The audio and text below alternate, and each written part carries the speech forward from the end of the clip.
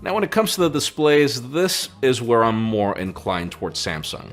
These are both OLED panels that support HDR10, with the S21 being only slightly larger as part of a trick since the iPhone is a tad wider. I'll praise both for their color reproduction and amounts of detail, even if the iPhone only has a slight lead in pixels per inch.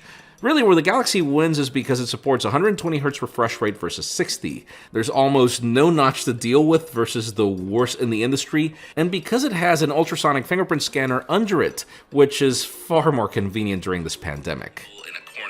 And is now better protected by this. In other elements like the speakers, I'd call this more of a tie. Very evil in a corner, and is now better protected. Now, regardless of which device wins your hardware battle, that doesn't change the fact that both devices are fragile.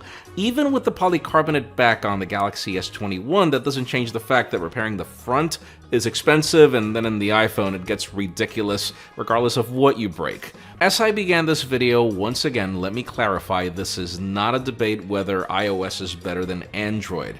I'm going to tell you, when it comes to both these phones, where your money is going to be better invested. iOS makes it really hard for any OEM to compete, unless they're Google, of course. And to put this into perspective, the 6-year-old iPhone 6s is still supported by iOS 14, and you get your updates on day one, while Samsung only offers 3 years of support, is slow at them, and only gets slower the older your device gets. And then if this were the old grid of icons from Apple, I'd also give the visuals to Samsung, but even here iOS 14 has finally evolved with widgets and a smarter app library versus Samsung's app tray. I just find Samsung's approach more dense, flexible, and useful, now even allowing the Google feed at the left of the launcher, or the Edge menus for essentials like multi-window support that iOS still cannot do.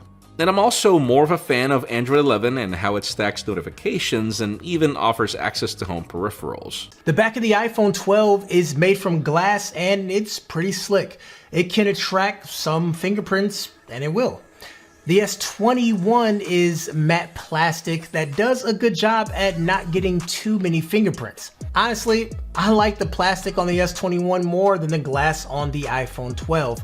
But of course, that is more so a personal opinion. Now, these phones are pretty much the same size and they feel the same in the hand. The S21 screen is slightly bigger, and I mean just slightly. Now, both these phones do feel solid and they do have a high-end feel to them, so that plastic isn't cheap feeling. Using each phone in the hand, I'd say it's close to a draw, but I personally do like the squared off design on the iPhone 12 a bit, but still, in the hand, either one is fine. I would say, as far as unlocking the phones, the Galaxy S21 has an advantage with the in-screen fingerprint scanner. Now, wearing a mask out and about on the iPhone, Face ID doesn't work. So a lot of times you have to swipe and press and then type in a PIN key, and it takes a little bit longer to get into your phone. The S21's face to unlock is pretty solid, but not as secure as the iPhone. But if you're wearing a mask, then the in-screen fingerprint sensor works just fine, or you can even do a swipe code PIN. There's many ways to get into a Galaxy, and that gives it an advantage. One significant advantage that the Galaxy S21 has over the iPhone is that it has a high refresh rate, meaning things just appear to be faster and smoother. Now, in video, it's extremely hard to show you, but when using the phones in the hands, you can definitely tell the difference. I think for outdoors, Samsung has the best camera. It gives you a more dramatic scene, and I think the iPhone is a bit more realistic, but the colors are pushed a little bit towards orange, while Samsung is cool, it's bright, and I mean, you get the punchiness of the sky, and all these things just really makes it for a nice outdoor camera, although not super realistic. The iPhone HDR video is better than what Samsung has, as Samsung's is HDR10, but it's still an experimental feature. It even says it in the app. Sending HDR videos to a friend who has an iPhone, and the results are really, really cool. Now, whereas for me, it's hard to enjoy HDR footage that's shot on my S21. I have to put them on a TV or have someone download the image directly. I mean, it's just not super ideal. Now, as far as features, both phones are featured packed, but Samsung always brings the latest tech, like the in-screen fingerprint scanner, reverse charging, 30x space zoom, 8K video, 4K 120.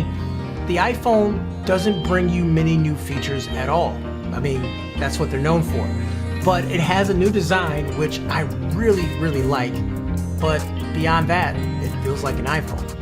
Now, both cameras are at the top of the class for many reasons, but for the one camera I'd have to go with, it would be the S21. The flexibility of zoom is great, and outdoors, this is a fantastic camera, and video mode has had a huge step up with some additional software features, and stabilization is really good too. Now, when we discuss the premium lineup, the story could change, but at this price point, Samsung is at the top.